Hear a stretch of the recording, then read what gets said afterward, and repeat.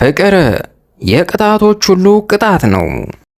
አንድ ቀትር ላይ ዛራቱስትራ በበለስ ዛፍ ስር እንቅልፍ ወስዶት ተኝቷል። ከቀኑ የፀሐይ ቃጠሎ ይከልልለት ዘንድም እጆቹን በፊቱ ላይ ሸፍኗቸው ነበር። ዛራቱስትራ እንዲህ ተኝቶ ባለበት ሰዓት አንድ እባብ እየተሳበ አጠገቡ ደርሶ ሲቆነጥጠው ከፍተኛ የህመም ስሜት ስለተሰማው ጮኸና ከተኛበት ተነሳ። እጆቹን ከፊቱ ላይ በማንሳት ዙሪያውንም ሲቃኝ እባቡን ተመለከተው። በመርዝ የነደፍከኝን እንደ ውለታ ቆጥርልሃለሁ። ቢያንስ ጉዞዬ ረጅም ነውና በሰዓቴ ተነስቼ እንድጓዝ ከእንቅልፌ አንቅተኛል አለ ዛራቱስትራ። እባቡም የለም ጉዞ አጭር ነው፣ መርዜ እኮ እጅግ አደገኛ ነው አለው። ዛራቱስትራ ፈገግ ብሎ ዘንዶ በእባብ መርዝ ሲሞት የት አይተህ ታውቃለህ? ይልቁንስ መርዝን መልሰህ ውሰደው። እንዲህ አይነቱን ስጦታ አንተ ለእኔም ለመስጠት ባለጸጋ አይደለም በማለት እጆቹን ዘረጋለት። እባቡም ይህን ሲሰማ ወደ ዛራቱስትራ ተጠግቶ መርዙን መምጠት ጀመረ። በዛራቱስትራ ውስጥ የረጨውን መርዝ መጥቶ ሲጨርስም በመጣበት መንገድ ተመልሶ ሄደ። ዛራቱስትራ ይህን ታሪክ ለደቀ መዛሙርቱ ሲነግራቸው በአንድ ቃል ጥያቄ አነሱለት። ዛራቱስትራ ሆይ የዚህ ታሪክ ሞራላዊ አስተምሮት ምንድን ነው? ዛራቱስትራም እንዲህ ሲል መለሰላቸው። ሞራልንና መልካም ነገርን የሚያጠፋ ሰው አድርጋችሁ ውሰዱኝ ብዬ አልነበር? ታሪኬ የነውር ታሪክ ነው።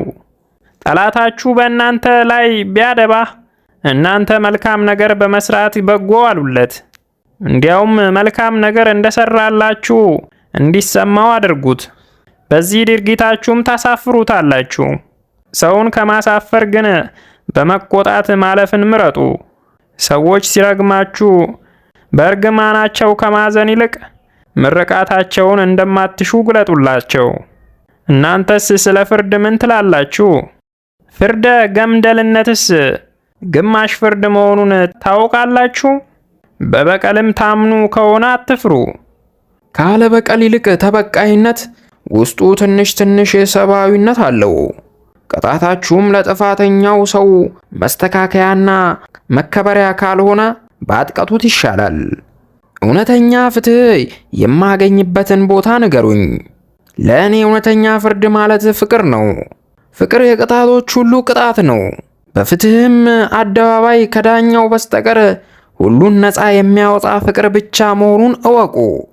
በተረፈ ወዳጆቼ ሆይ ዓለም በቃኝ ብሎ ለተቀመጠ ባህታዊ ፍርድን እንዳታጓድሉበት አደራ ላለው። ባህታዊ ማለት እንደ ጥልቅ ጉድጓድ ነው። አንዲትን ጠጠር ወደ ጉድጓድ መጨረሻ መወርወር ቀላል ነው።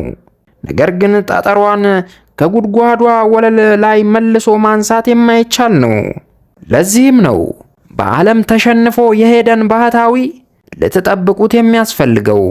በእርግጥ እሱን መርዳት ከአቅማችሁ በላይ ከሆነ ደግሞ ግደሉ ትላችኋለሁ ይላል ዛራቱስትራ። በትክክለኛው ሰዓት መኖርን ያላወቀ በትክክለኛው ሰዓትም ለመሞት ይቸገራል።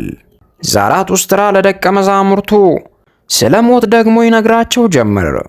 ብዙዎች በስተርጅናቸው ይሞታሉ። አንዳንዶች ደግሞ በወጣትነታቸው ሕይወታቸው ያልፋል። የምናገረው ሐሳብ እንግዳ ቢሆንባችሁም እኔ ግን ሞታችሁ በትክክለኛው ሰዓት ትሆን እላችኋለሁ። በትክክለኛው ሰዓት መሞትን እወቁ። አንድ ነገር እርግጠኛ ሆኜ ልናገር፣ በትክክለኛው ሰዓት መኖርን ያላወቀ እንዲሁ በትክክለኛው ሰዓት ለመሞት ይቸገራል። ለዚህም ነው ብዙዎች ሞትን እንደ ትልቅ ነገር እያዩት ሲቸገሩ ያስተዋልኩት። ዳሩ የአብዛኛው ሞት እኮ ለቀሪው ሕይወት ተስፋ ነው።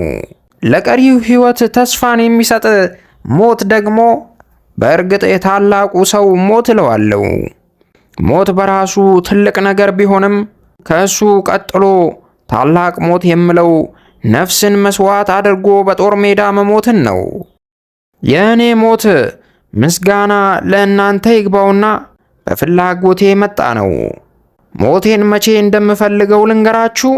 እሱ በሕይወቱ አንዳች ዓላማ፣ ግብ ያለውና ወራሹን ያዘጋጀው ሰው ለግቡና ለወራሾቹ ሲል ሞቱን በትክክለኛው ሰዓት ይፈልጋል።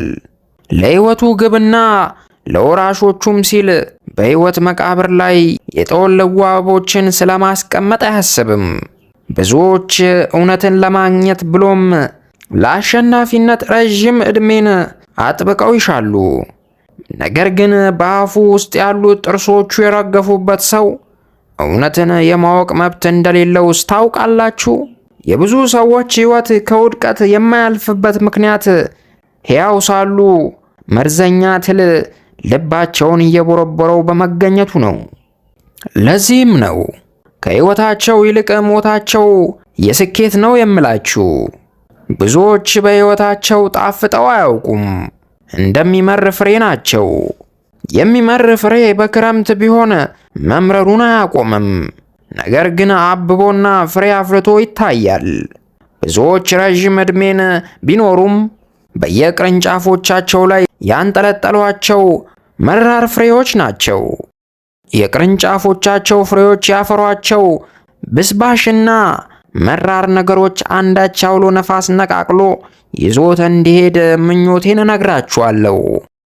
ሰባኪያንም እኮ ስለ ቅጽበታዊ ሞት አንዳች አይናገሩም፣ ነገር ግን ዕድሜ ጠግቦ ስለመሞትና ከሕይወት ዛፍ ፍሬም ለመብላት ደጋግሞ ይናገራሉ።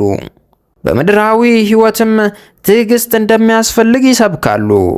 እናንተ ሐሰተኛ ሰባኪያን፣ ምድር ራሷ በእናንተ ላይ ያላት ትዕግሥት አብቅቷል። እውነት እላችኋለሁ የአብራዊና የእርጅና ሞት ሰባኪዎች የሚያደንቁት እንኳን የሞተው ገና በወጣትነቱ ነበር።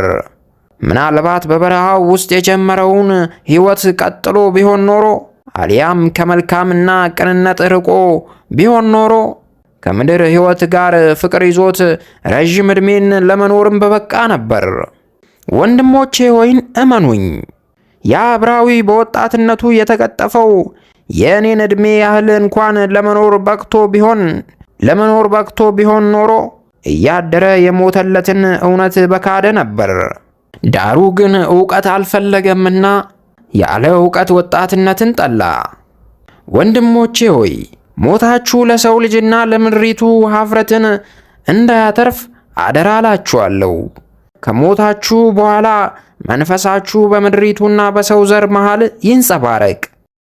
ዛራቱስትራ የራሱን ኳስ ወደ ጎሉ ጠልዟታል። እናንተ ደግሞ የዓላማዬ ወራሾች ሆናችሁ ኳሷን ጠብቁ ይላል ዛራቱስትራ። እንዴት ናችሁ? ሰላማችሁ ልክ እንዳሸዋ ይብዛ። ይህ መጽሐፍትን በትረካ ነው። ላይክ፣ ሰብስክራይብ በማድረግ እናበረታታ።